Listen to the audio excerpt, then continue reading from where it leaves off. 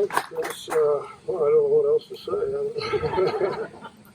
I was going to thank the board members as well, but you've done a good job of that, and we thank you for your 20 years of service to the John Wayne Board. Since this year marks the 40th anniversary of when we first opened the doors to the John Wayne Birthplace, Brian asked me to say a few words today to remember how we got started in some of those early years. But before we acquired the property, we had to do some research to make sure it actually was the home where John Wayne was born. And the opportunity came about because the gentleman who had lived in the house for some years passed away in 1980. And the family knew the history behind it and approached the Chamber of Commerce. I happened to be Chamber President that year, and wondered if we might be interested in acquiring it and turning it into an attraction. And I thought, well, it certainly had possibilities, and we got some people together and discussed it. But first we had to verify that it was the home where he was born. So one of our people on the committee said, well, talk to my Aunt Alice, and she can tell you because she was there. And I thought, well, okay.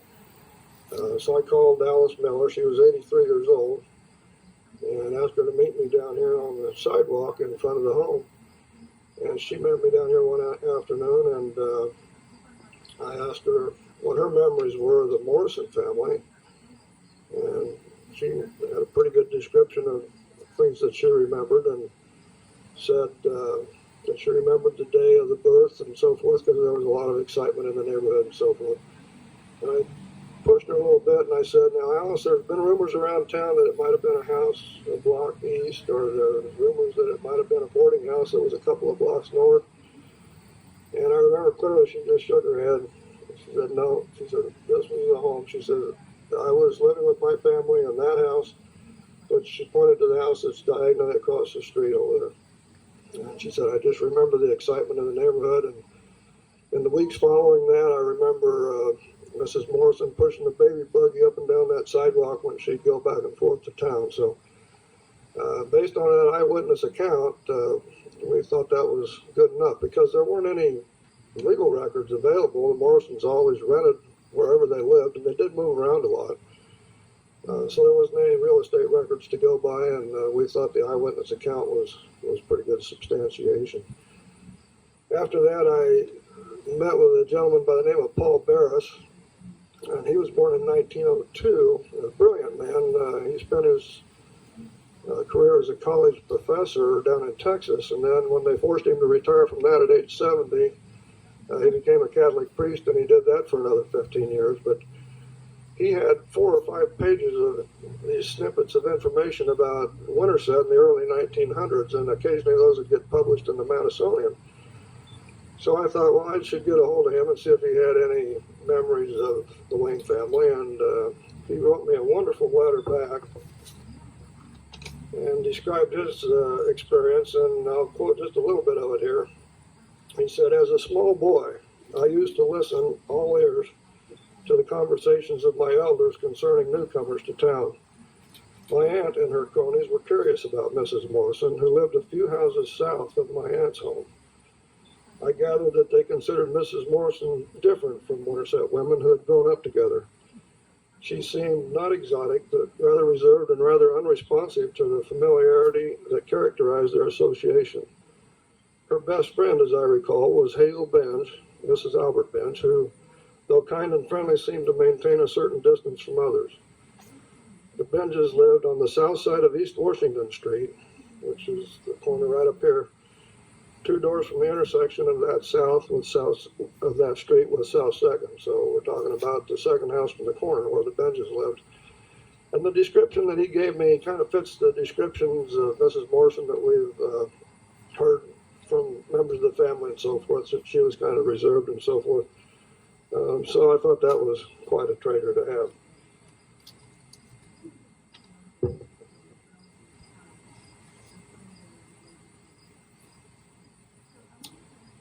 When we decided to buy the house, we got a loan from the Covered Bridge Festival Committee for $5,000. They had the money. It was separate from the chamber at the time. and the chamber didn't have any money, so the Bridge Festival loaned us $5,000, and then we got a mortgage, and I think the mortgage payments were $125 a month. And we put the chamber office in there as a way to save rent on the chamber office, and for a couple of years, that's what it was just a chamber office, and there was no furniture or anything else. But people, I'm telling you, they found out about it, and they started to come, and I think the first year or two, we still had 10 or 15,000 people that showed up, and we didn't have any way of charging admission or anything really to show, so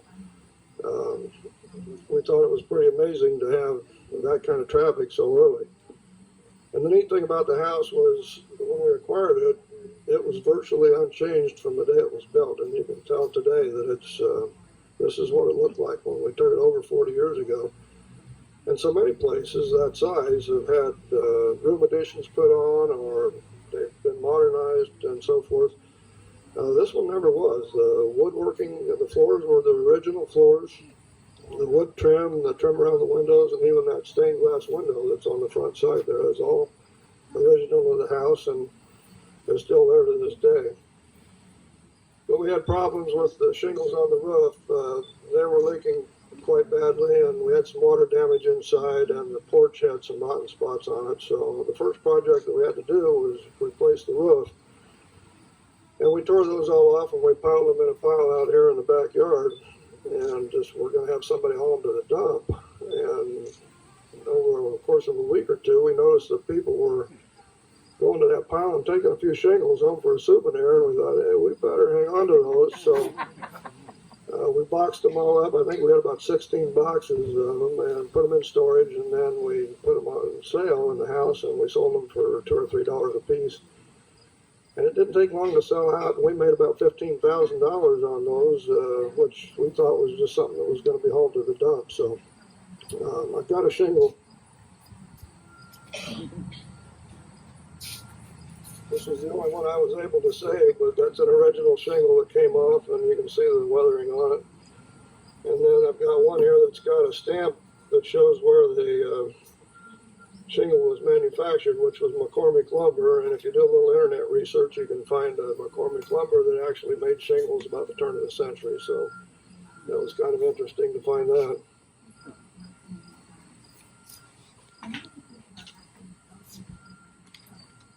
You can come up and look at these afterwards if you like. And then this picture is actually made from some of the lumber that we took off the porch. And my dad actually made this frame, and we had given this to Michael Wayne when he was here, but after he passed away and his wife was moving and downsizing, and she returned it to us. So these boards here were some that were original to the house and were on the porch when we acquired it.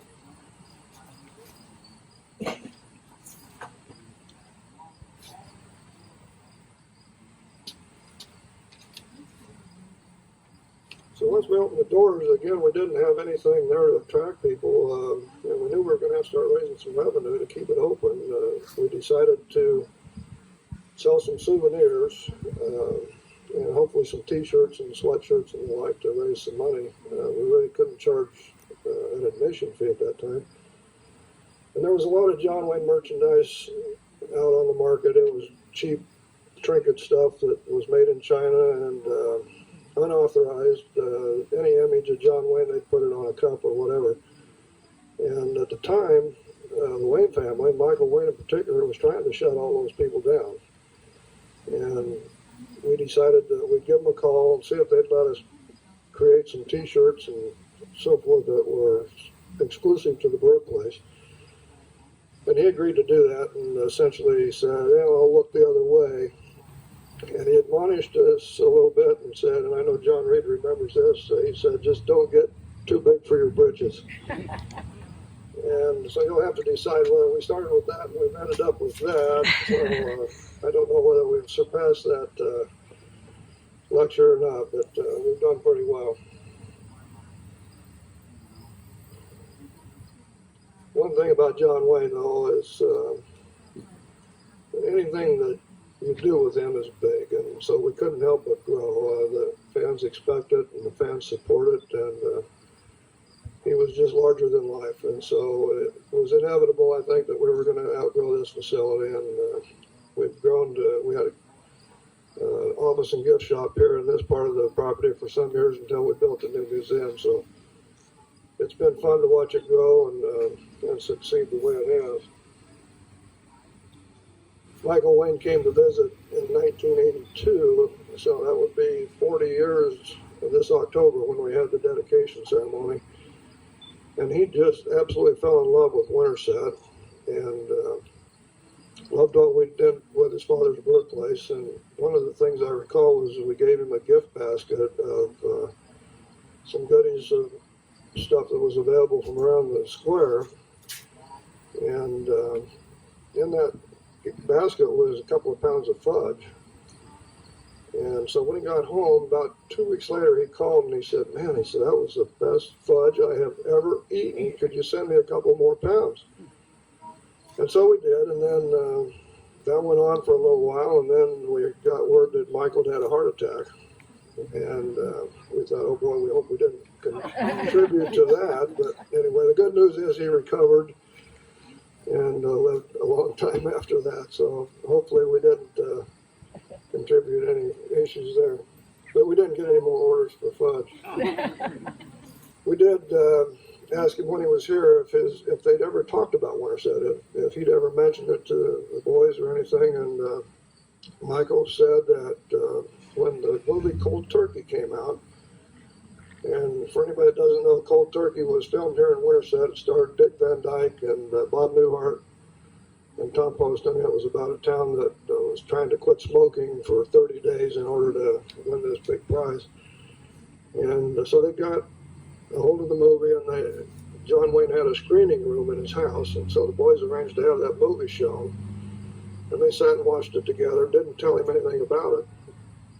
And after the movie, they said, well, Dad, what'd you think of that movie? He said, do you recognize anything in there? And he said, well, it felt like it was a set that he'd been on at some point in time, but he just couldn't quite pinpoint it. And then they told him that it was filmed in Winterset and so forth. I guess they had quite a chuckle over that. So, you know, it did come up once in a while. And I even saw one time John Wayne was on Johnny Carson's show, and I saw them, this was probably back in the 70s sometime, talking about their birthplaces. And Johnny Carson, of course, was born in Iowa, and I heard John Wayne mention Winterset at that time. I've been looking for a copy of that interview forever, and have never come up with it yet. But so I know that he was aware of it and recognized it. We've had a lot of celebrities here over the years. Probably the most famous and most important was President Ronald Reagan. He was in the birthplace for about a half an hour.